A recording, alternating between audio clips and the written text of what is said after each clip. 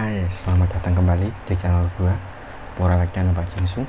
Perkenalkan gua Jisung. Itu sebenarnya bukan nama asli gua ya. Nanti akan gua jelaskan di part-part selanjutnya aja lah. Well, kayaknya udah lama banget gua nggak buat konten di YouTube ini gitu. Karena sekali lagi ya, gua sendiri udah fokus di pendidikan, kemudian sibuk juga kerja, jadi nggak ada waktu buat konten juga ya. Terakhir tuh kayaknya aku upload film di channel ini, itu juga udah lama banget kayaknya, sekitar 2019-2020 ya. Oke, di part kali ini gua ingin jelasin apa itu beasiswa LPDP aku dapatkan, teman-teman. Jadi memang ya, ketika lulus di tahun 2019 kemudian sempat break kerja, punya banyak pandangan juga visi misi ke depan tuh kayak gimana, apakah mau karir, apakah jenjang ke pendidikan yang lebih tinggi, seperti itu. Akhirnya diputuskanlah untuk melanjutkan pendidikan. Sebenarnya aku sempat kerja ya di berbagai perusahaan gitu, seperti di perusahaan kuliner beberapa kali, juga di fashion. Pokoknya kebanyakan di bidang-bidang yang berhubungan dengan konten kreator. Oke, selanjutnya karena aku lulusan seni, aku juga berpikir nih, apakah kedepannya sih aku mau kayak gini terus gitu, apakah cuma karir, sedangkan kita tahu juga di perubahan global yang semakin maju di era 5.0, di era society ini, pola pikir masyarakat juga berubah, pola communication, kemudian di bidang pengenalan produk, konten segala macam, komunikasi di bidang dunia maya itu akan berubah, apalagi ada metaverse segala macam. Well, kenapa aku kuliah lagi? Salah satunya adalah itu. Ada banyak hal yang tidak bisa aku tahu jika aku tidak mengambil pendidikan. Karena sekali lagi teman-teman, yang namanya pendidikan itu selain untuk menambah wawasan, juga mencari relasi. Karena perlu diketahui juga, kalau kita di bidang kerja itu ya pasti orang-orangnya ya industrial gitu, orang-orang yang mau berpikirkan tentang bagaimana cara mendapatkan uang dan mendapatkan pemasukan dari tempat kita bekerja. Tetapi dengan dunia pendidikan, kita punya bekal ini bisa kita pakai baik untuk relasi, jenjang pendidikan, untuk karir, dan lain sebagainya, seperti itu. Nah, sebenarnya gue juga punya kesempatan untuk pendidikan di luar negeri saat itu, tetapi banyak hal yang harus pertimbangan, terutama tes bahasa Inggris ya. Jujur-jujuran, waktu aku masuk di Magister Kajian Budaya di Universitas 11 Maret, itu skorku nggak bagus-bagus banget lah, intinya gitu. Menurut gua pribadi itu kayak apa ya, kurang memuaskan. Jadi kalau teman-teman berpikir bahwa kayaknya ini Mas Jisung nih masuk ke universitas gampang-gampang aja gitu, nggak banyak rintangan, well, nanti aku ceritakan di part-part selanjutnya apa saja sih susahnya mengambil beasiswa ini, rintangannya apa aja, godaannya apa aja, seperti itu nanti aku jelaskan di part-part selanjutnya. Perlu diketahui juga, ini aku buat sekitar 10-12 part. Part pertama ini aku cuma ngejelasin kulitannya. Gue juga cuma ingin menjelaskan kepada kalian yang mungkin baru melihat channelku, apa dan kenapa LPDP. Kan seperti itu. Lembaga pengelola dana pendidikan dari Kementerian Keuangan itu adalah salah satu pendanaan beasiswa, baik untuk magister ataupun doktoral. Bagi teman-teman siapa saja punya kesempatan yang sama untuk mendapatkan beasiswa ini gitu. Gua pribadi mengambil ini dengan berbagai pertimbangan juga. Karir sebenarnya udah mulai bagus dengan gaji yang ya mungkin 1 digit tapi di atas UMR lah, seperti itu. Mengambil challenge yang besar juga, kenapa harus melanjutkan pendidikan seperti itu dan meninggalkan karir yang sebenarnya udah mulai terintis dengan baik. Perlu diketahui juga bahwa untuk melanjutkan studi itu juga dipikirkan matang-matang untuk teman-teman juga, apakah sesuai dengan keinginan atau hanya untuk gaya-gayaan gitu. Karena banyak kasus yang terutama yang baik dalam atau luar negeri ya, yang lebih money oriented lah, mengambil beasiswa tapi fokusnya cuma jalan-jalan. Itu tolong dihindari hal itu ya, karena banyak kakak-kakak tingkat yang sebelumnya awardi sebelumnya itu tidak lulus tepat waktu. Itu sangat disayangkan sekali. Ketika dapat beasiswa, kalau misalnya kita S2 ya maksimal 2 tahun, untuk doktoral itu ya biasanya 36 bulan atau 48 bulan, tolong dimaksimalkan. Karena apa? Itu juga akan mempengaruhi teman-teman. Kemampuan finansial kita tidak sebesar apa yang kita punya gitu. Karena sekali lagi, kalau misalnya teman-teman itu orang kaya, oke, which is good, itu tidak akan jadi masalah. Tapi bagaimana dengan anak-anak yang mungkin dari keluarga kurang mampu gitu? Itu kan jadi problem kan. Jadi akan jadi masalah gitu di kemudian hari kalau misalnya tidak lulus tepat waktu. Dan kita juga ada kewajiban nih, kalau kita mendapatkan beasiswa LPDP itu harus berkontribusi. Tidak usah besar-besaran, tidak usah muluk-muluk. Bagaimana kita mengembangkan potensi yang ada di diri kita untuk diimplementasikan di daerah masing-masing. Itu sangat penting. Itu adalah kunci kalau kita ingin mendapatkan beasiswa ini dan sukses di kemudian hari. Oke, gua akan berbicara sesuai dengan kapasitas gua di bidang pendidikan gitu.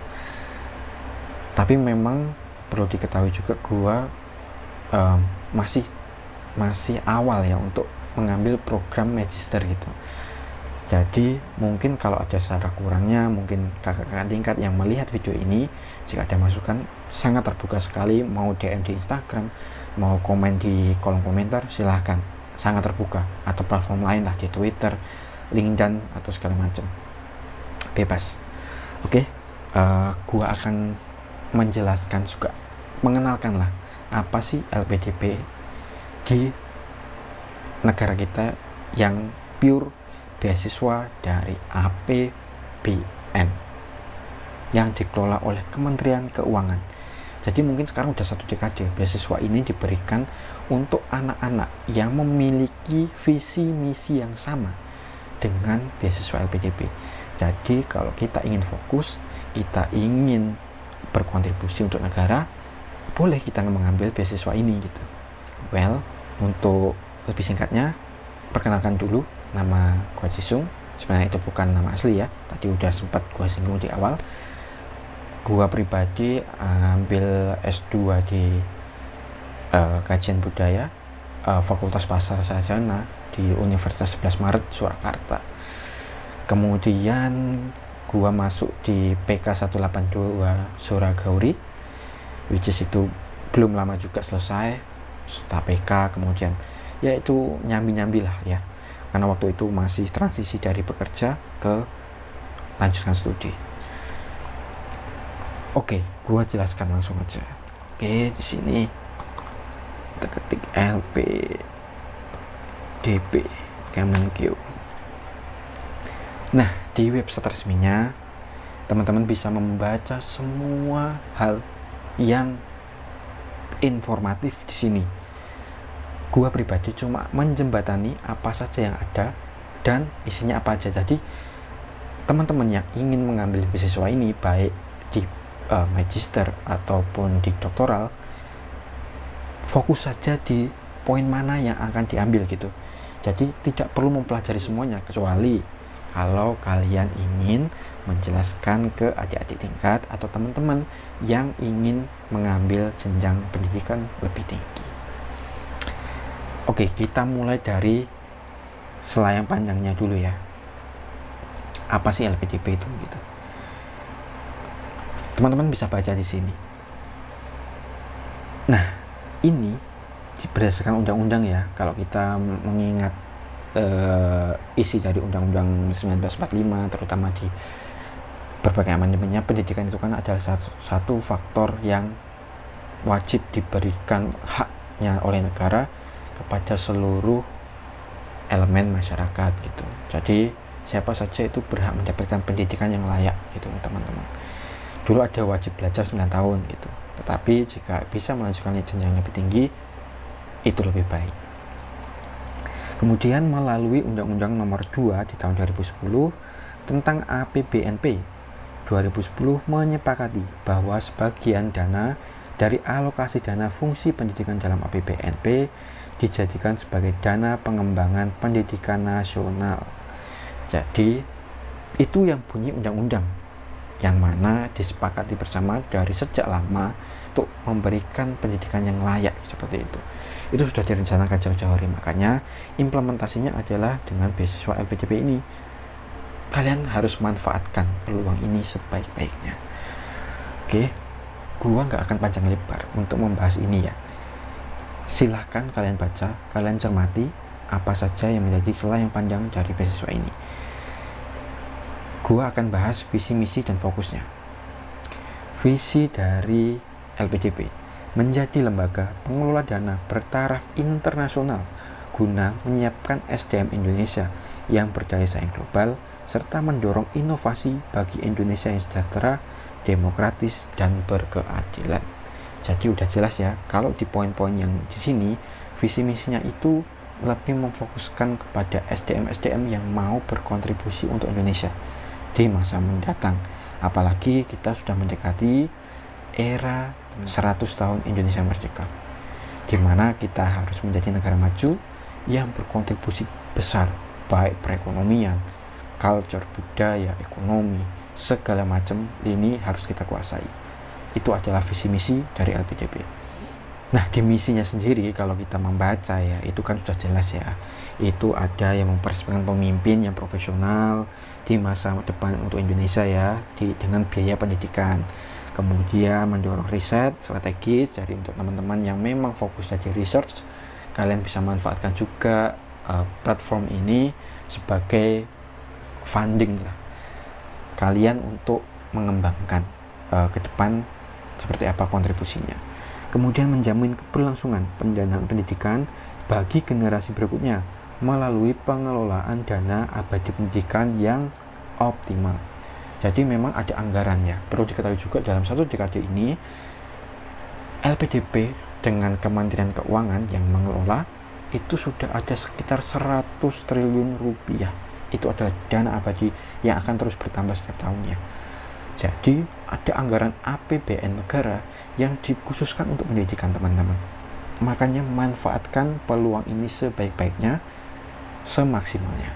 Makanya negara hadir untuk memfasilitasi kita sebagai calon-calon akademisi ataupun praktisi untuk masa depan. Kemudian ada struktur organisasi lah ya, kita tidak perlu banyak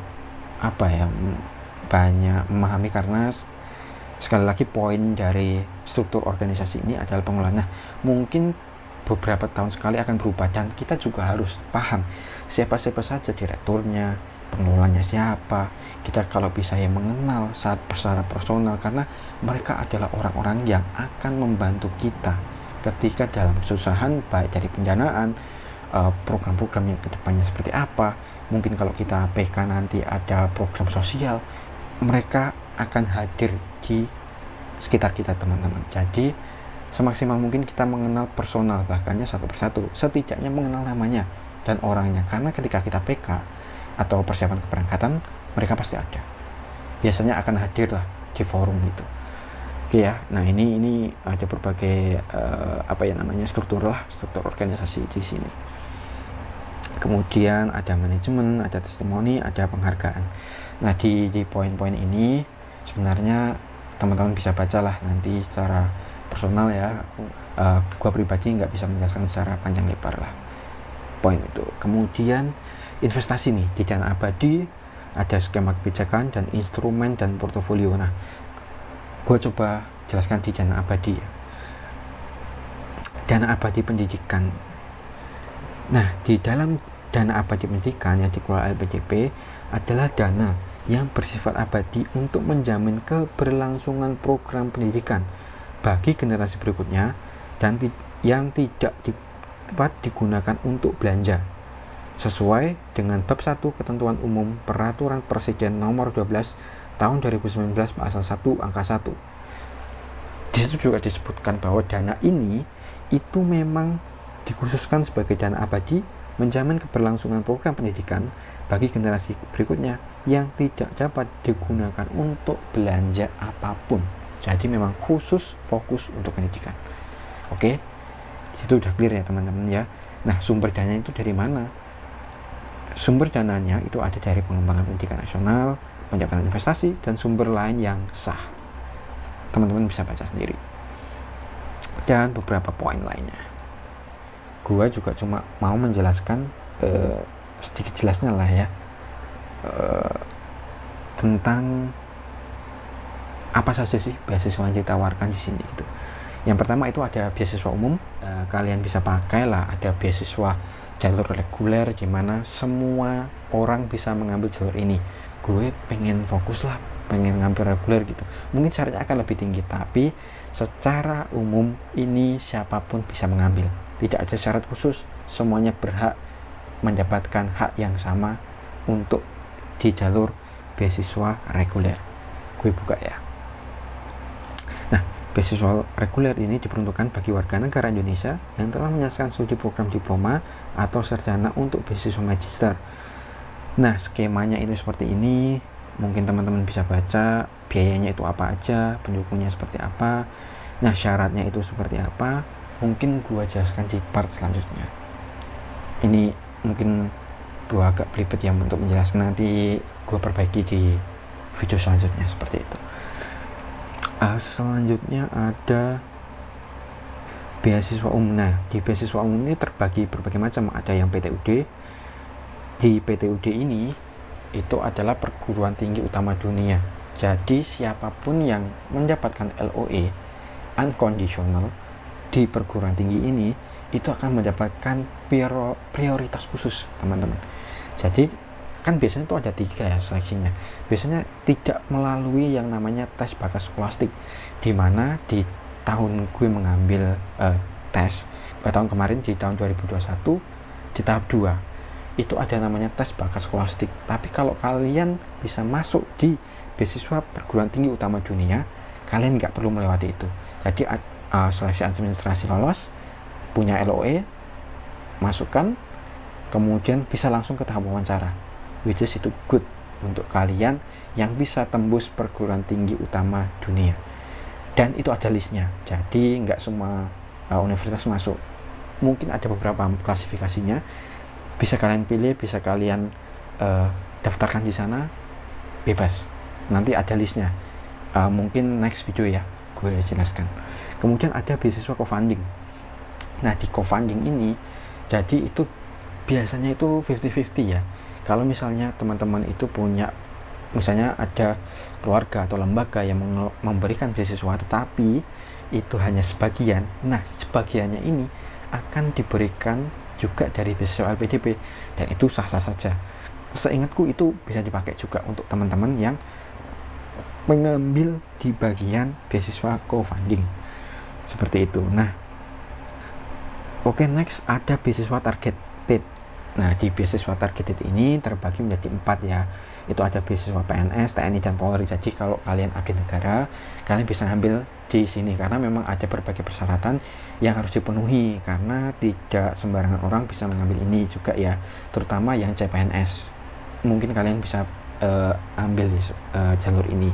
Kemudian ada beasiswa kewirausahaan. Nah, untuk teman-teman yang punya usaha atau ingin merintis usaha, kalian bisa mengambil jalur ini karena memang ini diperuntukkan untuk orang-orang yang berkecimpung di bidang kewirausahaan untuk memajukan UMKM lokal, regional maupun internasional seperti itu. Kemudian ada beasiswa kerjasama di bidang metalurgi dan sains material. Ini sepertinya jalur baru. Memang kita di setiap tahun itu ada jalur-jalur khusus yang diperuntukkan. Kalau di tahun kemarin itu putra putri Papua, mungkin di sekarang juga ada di jalur ini. Kemudian ada beasiswa pendidikan kader ulama. Jadi buat kalian yang lulusan santri, kalian bisa ambil jalur ini. Ini sangat terbuka, manfaatkan sebaik-baiknya. Kemudian ada beasiswa afirmasi. Ini adalah jalur yang gua ambil. Jadi di jalur ini gua mengambil jalur prasejahtera bidik misi, karena saat gua mendaftar itu adalah tahun terakhir di persyaratan bidik misi lulus tahun 2019, which is kalau 2 tahun harus sebelum itu berarti harus 2021 adalah tahun terakhir, dan itu adalah last minute teman-teman. Kalau misalnya gua nggak mengambil kesempatan itu, yang terjadi adalah nggak bisa mengambil jalur ini karena udah nggak ada syarat lagi yang bisa gue penuhi untuk mengambil jalur ini. Dan itu adalah sangat riskan karena di tahun sebelumnya gue sempat mendaftar tapi gagalnya itu di administrasi yang tidak terpenuhi. Jadi pertimbangan masa-masa, pikirkan jadwalnya baik tahap 1 tahap 2, buat plan sebaik-baiknya teman-teman, itu penting. Oke, untuk beasiswa penyandang disabilitas ini untuk teman-teman yang mungkin bisa mengambil ya jalur ini, yang mungkin berkebutuhan khusus, kalian punya kesempatan yang sama seperti teman-teman yang lain. Jadi jangan minder, tetap fokus, mari melanjutkan pendidikan untuk jenjang yang lebih tinggi. Kemudian ada beasiswa daerah afirmasi. Jadi memang listnya itu setiap tahun berbeda ya, jadi mohon diperhatikan, baca syaratnya baik-baik, daerah mana saja yang masih masuk di dalam daerah afirmasi. Karena bisa jadi tahun ini listnya di daerah tertentu, di tahun berikutnya itu berbeda lagi, atau malah tahap 1 tahap 2 bisa berbeda. Baca dengan baik persyaratannya dan jangan sampai salah teman-teman, karena itu akan fatal di tahap administrasi. Baru tahap administrasi ditolak kan nggak make sense banget gitu kan. Kemudian ada beasiswa putra putri Papua. Nah ini masih sama, di tahun sebelumnya juga ada. Jadi teman-teman yang dari daerah timur manfaatkan ya, karena kita ada program untuk pemerataan pendidikan di pelosok daerah timur. Ini memang dipersyaratkan untuk teman-teman yang kuliah di sana, seperti itu. Jadi kalian bisa ngambil lah di luar negeri, di dalam negeri, bebas selama kalian memenuhi syarat, ambil. Kemudian ada beasiswa kolaborasi. Nah di beasiswa kolaborasi itu ada Kemendikbudristek dan seleksi pewawancara beasiswa. Sepertinya ini memang gua sendiri belum memahami ya, mungkin next video aja gua jelaskan. Kemudian ada awardee. Nah ini ada PK ya, ada kebijakan, ada angkatannya. Jadi sekarang itu mungkin sudah masuk tahap 187 188. Kalau di gua pribadi itu di 182 di bulan Februari Maret lah, seperti itu udah melakukan PK ya. Karena sekali lagi kalau nggak PK nggak bisa masuk, itu adalah syarat yang terbaru yang diberikan oleh LPDP.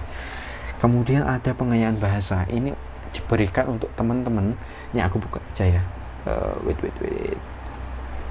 Pengayaan bahasa ini diberikan untuk teman-teman yang memiliki skor IELTS, TOEFL, ataupun segala macam yang belum memenuhi syarat masuk kampusnya. Jadi walaupun syaratnya di LPDP itu sudah masuk, tetapi di kampus belum masuk, nah itu akan diberi kesempatan teman-teman.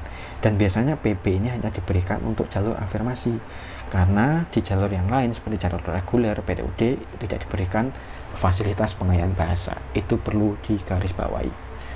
Nah, pengayaan bahasa ini biasanya diberikan selama 3 atau 6 bulan, tergantung skor yang didapat sebelumnya saat mendaftar di seleksi administrasi teman-teman. Seperti itu.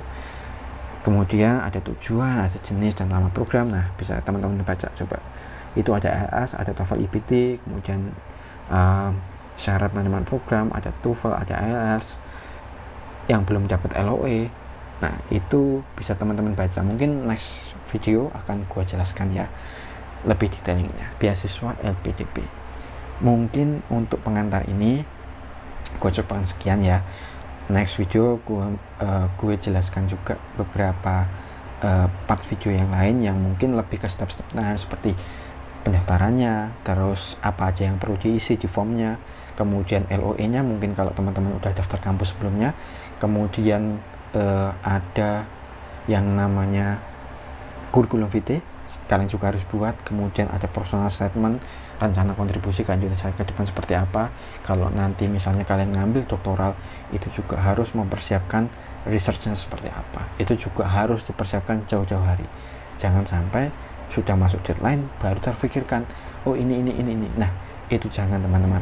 Sebisa mungkin harus ada proofreading kakak-kakak tingkat sebelumnya, dosen-dosen yang mungkin kalian kenal dekat sebelumnya, itu juga harus dipertimbangkan. Oke, kalau ada pertanyaan gue sangat terbuka, silahkan komentar di Instagram, di YouTube ini, di kolom komentar, di Twitter, di LinkedIn, gue terbuka. Yang penting fokusnya tetap beasiswa ini, dan gue jawab sebisa yang gue tahu. Oke, sekian video untuk yang part pertama. Silakan like, comment, dan share sebanyak-banyaknya untuk teman-teman yang ingin mendaftar beasiswa melalui pendanaan di LPDP. Oke, jangan lupa juga subscribe, nyalakan tombol loncengnya biar mendapatkan update di setiap gua membuat video apapun di channel ini. Oke, see you next time.